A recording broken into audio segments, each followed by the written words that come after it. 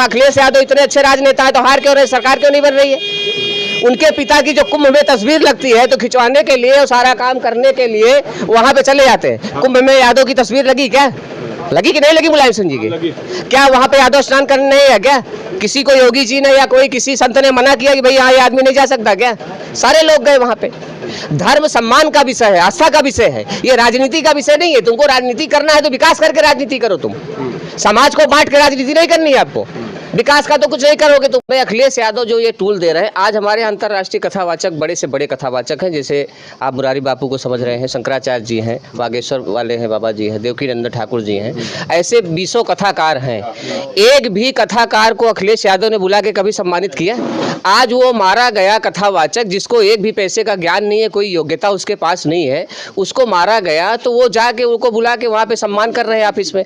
अखिलेश यादव का परिवार 22 से 23 आदमी का है, किसी को कथावाचक क्यों नहीं बना दिए भाई? कोई बना देते कथावाचक उनको जाके।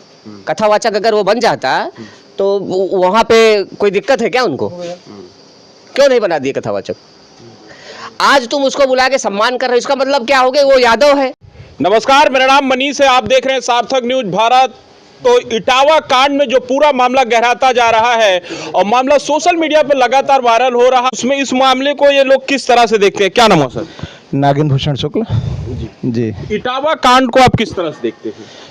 इटावा कांड हिंदू समाज को बांटने का एक कुत्सित प्रयास है। पूरा यह राजनीतिकरण की जा रही है इसमें, और जो लोग ये चाहते हैं कि इससे हमें राजनीतिक लाभ मिलेगी, जैसा कि हमारे भाई साहब बोलते हैं कि अधर्म का जो साथ देगा उसका श्राद्ध क्रिया हो जाएगी। तो निश्चित रूप से मान के चलिए जो उस नर पिशाच कालनेमी का साथ दे रहे हैं उनका श्राद्ध होना तय है।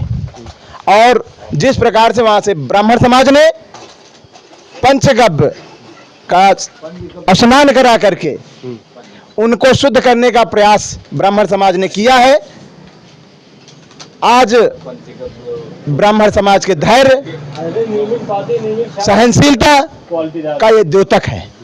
अन्यथा उसका कर्म तो जिस प्रकार से कालनेमी का हनुमान जी ने वध किया था, उस वहां उपस्थित हिंदू समाज को जिस प्रकार से वह अपने आइडेंटिटी को छुपाया, हिंदू समाज और हमारे देवी देवताओं को कथा देवी देवताओं का कहता था और देवी देवताओं को भी अपशब्द कहता था। उसके ऐसे कई वीडियो वायरल हो रहे हैं। तो ऐसे कालनेमी का तो वहां वध होना चाहिए था, लेकिन हम ब्राह्मण समाज के धैर्य, साहस और सहनशीलता को प्रणाम करते हैं कि उसने सिर्फ उसके इस अपराध को दूर करने के लिए पूरे मामले में राजनीति हो रही है। अखिलेश यादव कह रहे हैं कि अगर कथा सब सुन सकते हैं, पूरा समाज कथा सुन सकता है, तो समाज का सभी वर्ग कथा कह भी सकता है। तो कह रहे हैं कि अगर समाज का सभी वर्ग कह सकता है तो उसी में से ये भी कह रहे थे यादव थे, इसलिए इनको प्रताड़ित नहीं। तो यादव हो के अगर एक कथा कहते तो यही ब्राह्मण समाज जिस प्रकार से कृष्ण को पूजा है इनको भी पूजता, लेकिन ये कालनेमी का रूप धारण करने का प्रयास किए। जिस प्रकार से राक्षस होकर के कालनेमी रूप बदल करके कालनेमी हनुमान को रोकने का प्रयास किया, हिंदू समाज को तोड़ने का प्रयास किया, उसी प्रकार से ये अपनी आइडेंटिटी को छुपा करके आज भी बहुत से यादवों को ब्राह्मण समाज पूजता है, भगवान श्री कृष्ण को पूजता है। तो ये कह करके सिर्फ और सिर्फ हिंदू समाज को तोड़ने का प्रयास कर रहे हैं। यह हिंदू समाज जाग चुका है। रोकना चाहेंगे। जो पंडित जी कथा के लिए उनको बुलाए थे, क्या उनको नहीं पता था कि ये यादव हैं कि पंडित हैं? शादी विवाह भी लोग करते हैं तो समझते हैं, पहले जांचते हैं कि वास्तव में पंडित हैं या बदले हुए हैं। तो क्या जो कथा के लिए बुलाए थे, क्या उनको पता नहीं था क्या कि ये कौन सी जाति? यह सोया हुआ हिंदू समाज है। आज कम पैसे में, कम व्यवस्थाओं में व्यवस्था हो जाए, हमारा काम भी हो जाए। आज जिस प्रकार से आधुनिकता की ओर या हिंदू समाज को अग्रसरित करने का प्रयास आंग्लों द्वारा, मुगलों द्वारा किया गया, उसी का ये परिणाम है। अन्यथा तो कथा सिर्फ कुलगुरु से सुननी चाहिए।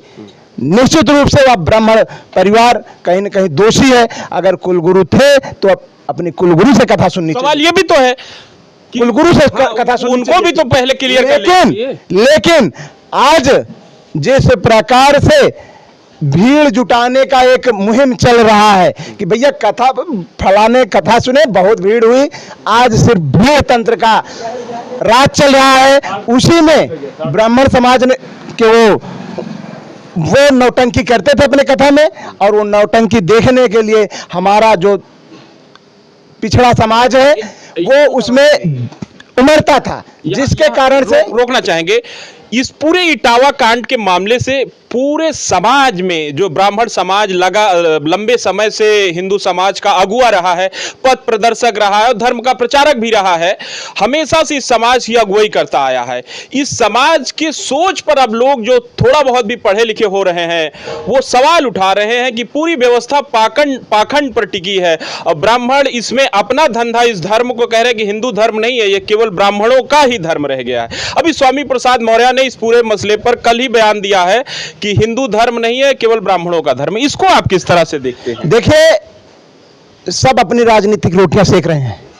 अगर आज उठा के देखिएगा राजनीतिक इतिहास, हर जात की अपनी एक पार्टी बन गई, हर जात का अपना एक अगुआ बन गया, लेकिन एक ब्राह्मण समाज है जो सभी समाज के लोगों को लेकर चलने के प्रयास में आज कहीं का नहीं रहा है।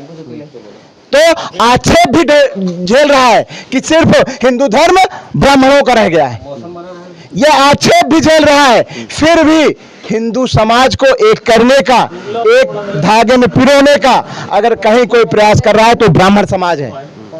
नहीं तो आप देख लीजिए, हर समाज के अगुआ हैं, हर समाज के राजनीतिक पार्टियां हैं।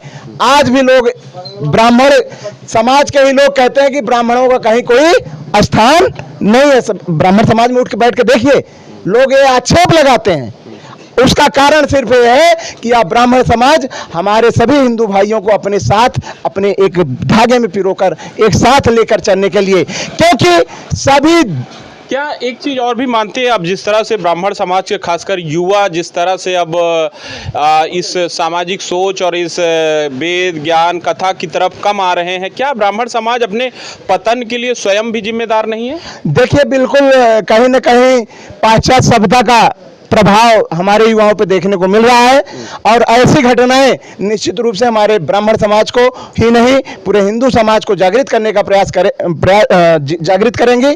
और 201 से अधिक देश हैं, आज पूरे विश्व का टारगेट हिंदू है। क्या इसी में राजनीतिक पार्टियां भी हिंदू समाज को बांटने का कार्य कर रही है? सुधर जाओ अन्यथा समाप्त हो जाओगे, ये कह रहे हैं आप।